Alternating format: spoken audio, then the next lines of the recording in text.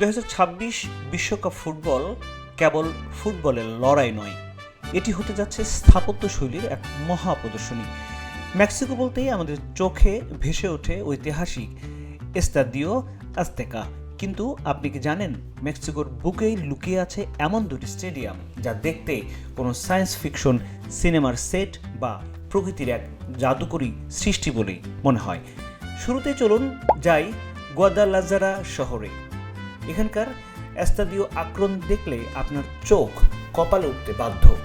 স্থপতিরা এটিকে এমনভাবে ডিজাইন করেছেন যে দূর থেকে দেখলে মনে হবে এটি একটি ঘাসযুক্ত পাহাড় বা সুপ্ত আগ্নেয়গিরি, যার উপরের সাদা রঙের ছাদটি যেন ভাসমান মেঘের ভেলা।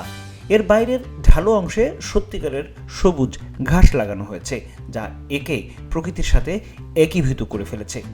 প্রায় 48,000 দর্শক ধারণ ক্ষমতার এই মাঠটি মেক্সিকোর অন্যতম জনপ্রিয় ক্লাব চিভাস দি গুয়াদালাজারা এর প্রধান দুর্গ।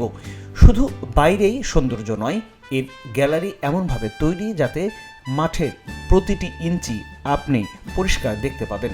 2026 বিশ্বকাপে এখানে গ্রুপ পর্বের 4টি ম্যাচ অনুষ্ঠিত হবে। আকরণ প্রমাণ করে যে ইট পাথরের স্টেডিয়ামও কতটা নান্দনিক হতে পারে।